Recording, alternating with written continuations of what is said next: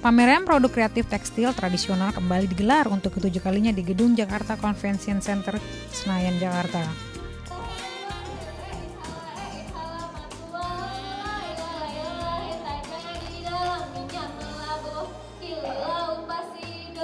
Pameran bertajuk Adiwastra Nusantara ini berisi berbagai kerajinan dari pelosok Nusantara dengan menampilkan ciri khas daerah masing-masing.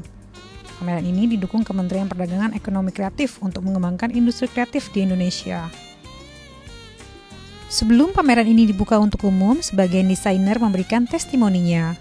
Kemudian kita ubah menjadi batik-batik modern, ini bisa diterima oleh masyarakat, sehingga kami yang dulu dari pengrajin kecil, yang hanya pembatik kita cuma 4 orang, kemudian berkembang 50, 100, alhamdulillah sekarang sampai 300 orang. Wow, luar biasa ya. Bahwa batik ini ternyata bisa hidup dan menghidupi banyak orang. Pameran ini dibuka oleh Menteri Pariwisata dan Ekonomi Kreatif Mari LK Pangestu. Dalam sambutannya, Mari LK Pangestu menyatakan pertumbuhan ekonomi kreatif mencapai 6,4% pada tahun 2013 lalu, dengan nilai ekonomi mencapai 642 triliun rupiah. Pameran Adiwastra Nusantara 2014 juga akan menambah pasukan orang kreatif yang akan lebih sejahtera. Ini adalah yang ketujuh kalinya pameran ini diselenggarakan. Yang pertama sih sebetulnya.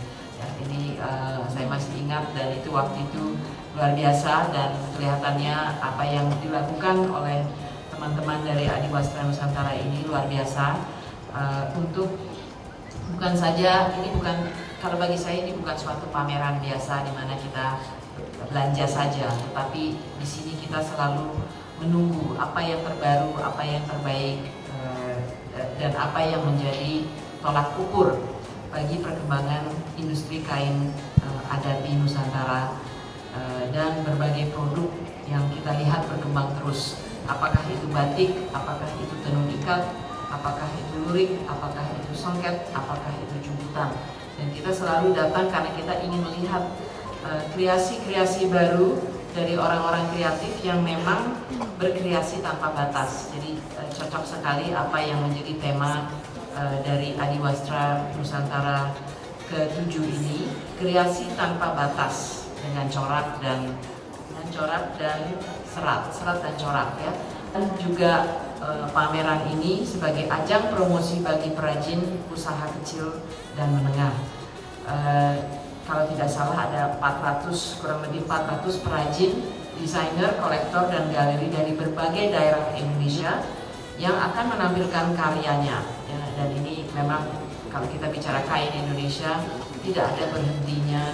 Kita melihat perkembangannya dan variasinya, sehingga ya kita yang sering belanja mungkin kainnya udah tidak tahu Bulina pasti lemarinya sudah penuh. Bu Nancy juga teknologi terus berkembang. Kita bisa lihat batik saja sebagai contoh bagaimana kita sekarang kembali ke warna alam, dan itu pasti lebih ramah lingkungan karena limbahnya tidak akan merusak. Bagaimana kita harus beralih dari kompor, dari minyak tanah ke listrik, ke biofuel, itu semua perkembangan yang telah terjadi. Dan kita harus mendidik pasar, kalau menurut saya. Bedakanlah antara batik tulis, batik cap, dan tekstil yang bercorak batik atau bercorak tenun atau bercorak apapun ya. Itu yang tekstil adalah tekstil, dia bukan kain Indonesia ya. Ini yang harus kita kembangkan, tapi masalahnya kita terus bersaing nih dengan tekstil yang bercorak macam-macam ya. Dan ini bagaimana kita bisa terus mempunyai kiat untuk yang benar-benar masih asli kain Indonesia, dari segi harga, dari segi desain, dan dari segi penggunaannya itu bisa berkembang terus dan lebih banyak terjangkau juga oleh pasar dan konsumen. Dan kita harus terus mengembangkan yang kontemporer juga ya. Jadi kalau di ekonomi kreatif semua yang kita adalah berbasis tradisional atau budaya, tetapi semangatnya adalah kontemporer ya. Jadi bahasa Inggrisnya local in value or traditional in value, but contemporary in spirit. Ya. Jadi dengan itu kita akan terus berkembang, penggunaannya terus berkembang, marketnya terus akan berkembang. Jadi akan berbahagia dan sangat berbahagia dan melakukan pelatihan. Di sini ada bukan saja pameran, tapi juga ada seminar dan talk show tentang sutra, workshop dan lomba teknik dan kreativitas menenun untuk songket, tenun ATBM dan desain batik. Jadi bukan saja sekedar pameran. Jadi dengan ini kami membuka secara resmi pameran Adiwastra Nusantara yang ke-7. Semoga sukses terus. Terima kasih dan salam gratis.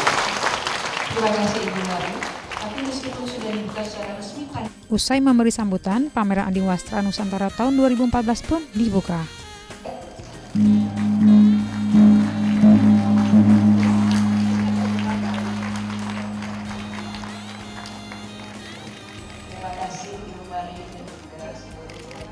Berbagai produk kain dan kerajinan diperlihatkan dalam pameran ini, mulai dari kain batik tulis, kain kontemporer, batik bordir, songket, wayang golek, perhiasan, kebaya, hingga mutiara.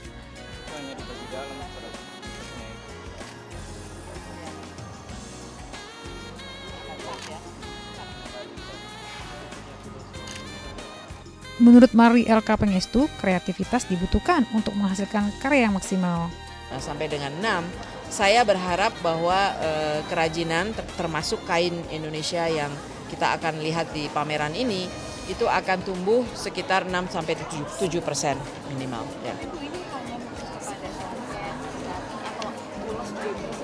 Ya, semua kain Indonesia. Jadi Adiwastra itu Nusantara kan, ada Nusantaranya. Jadi semua kain, semua bentuk kain Indonesia dengan segala macam metode. Kalau kita bicara tenun ikat aja, metodenya ada tenun ikat Bali, ada tenun yang dari NTT, dan metode maupun coraknya maupun caranya itu berbeda-beda ya. Dan itulah yang menjadi salah satu kekayaan Indonesia ya, warisan budaya Indonesia. Ya, kita berharap bahwa kita tentu pada tahap pertama kita harus menangani dari segi keamanannya dan bagaimana dengan kepengungsi dan lain sebagainya. Kalau kita masuk ke pasca bencana, ini tugas kami lebih banyak di pasca bencana. Antara lain di Sinabung, kita sudah membuat semacam program ya untuk membantu yang dalam pengungsian maupun yang terkena bencana sehingga mata pencariannya hilang. Kita berusaha untuk melatih mereka ya, kembali lagi bisa juga untuk pemandu wisata, bisa juga untuk kerajinan ya. Dan itu ada kaitannya karena kalau ada wisata untuk melihat, sebenarnya bukan melihat bencana tetapi melihat volcano ya, itu bisa kita atur dan kita manage dengan baik, dengan aman. Kan ada pengunjung dan pengunjung itu pasti akan mencari oleh-oleh ya. Jadi di situ kita melatih untuk membuat oleh-oleh, bisa kuliner, bisa kerajinan, bisa juga kalau memang kita belum, nanti kita akan pelajari kalau memang produksi ulosnya terganggu, itu pun juga akan kita latih maupun mencari pasarnya ya, membantu mencari pasarnya. Sementara ya kita belum melihat gangguan besar ya. Jadi waktu kita ke Pekalongan itu sempat terganggu kan, waktu itu banjir ya, sempat 6 hari mereka tidak bisa memproduksi, tapi setelah itu sudah kembali lagi normal ya.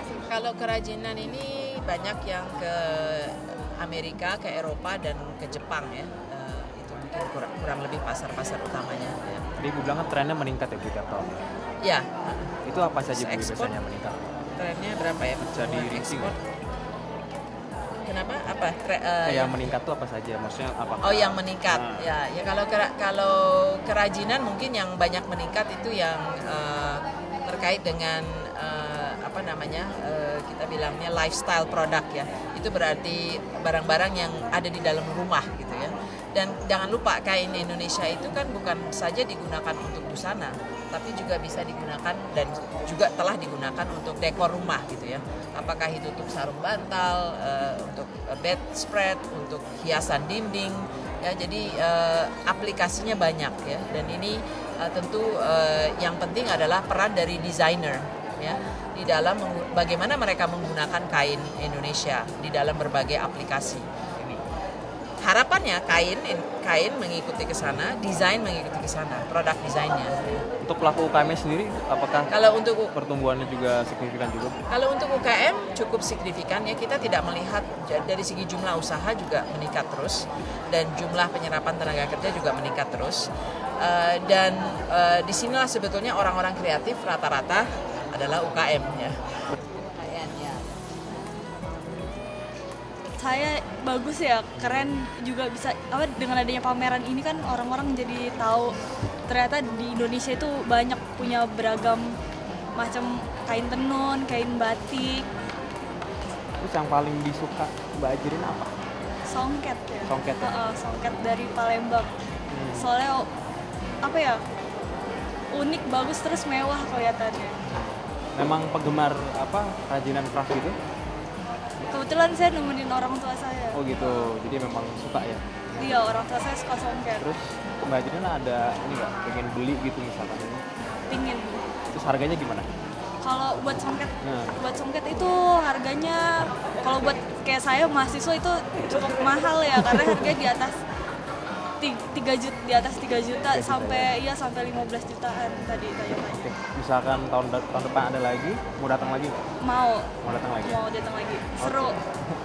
Yang tak kalah menarik dari 400 stand yang ikut pameran ini adalah stand milik para napi binaan Kementerian Hukum dan HAM. Stand ini berisi hasil kerajinan para napi dari lapas-lapas di seluruh Indonesia. Hasil kerajinan yang dihasilkan diantaranya kain batik, berbagai produk furniture, bola, kotak tisu, dan sendal hotel. Menurut Kepala Subseksi Sarana Kerja Lapas Kelas 2 Salemba, Ari Sugianto, hasil karya napi tak kalah dengan produk yang dihasilkan masyarakat luar. Para napi diberi pelatihan khusus selama sebulan oleh instruktur yang disediakan Dirjen Permasyarakatan. Para napi mengikuti program pembinaan kemandirian lapas. Untuk sendal ini kita sudah menarik ke berbagai hotel, termasuk nggak saya sebutkanlah hotelnya apa. Kita masih nunggu tanggapan dari pihak marketingnya mereka. Ya mudah-mudahan ada pihak lain yang pihak di luar mungkin bisa memberikan fasilitas untuk marketing kegiatan di lapas ini, karena terus terang itu sebagian besar masalah yang ada di lapas ini adalah marketing.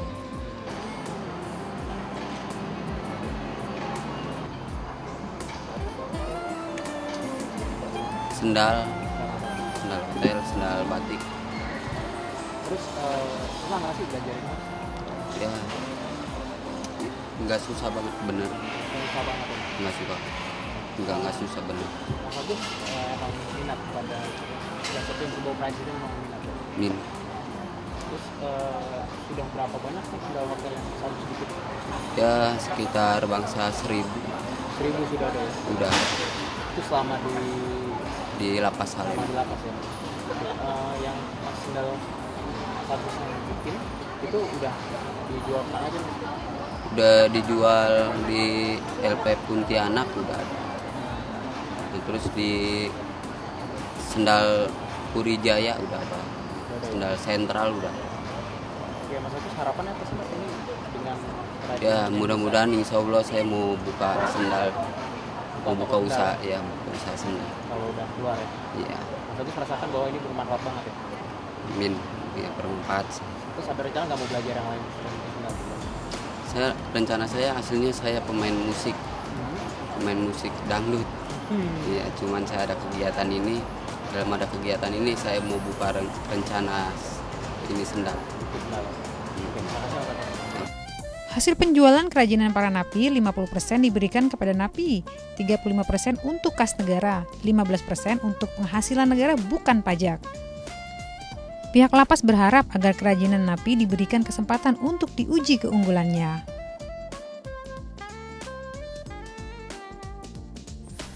Demikian laporan Arief Kurniawan dan Wisnu Hutomo dari Jakarta.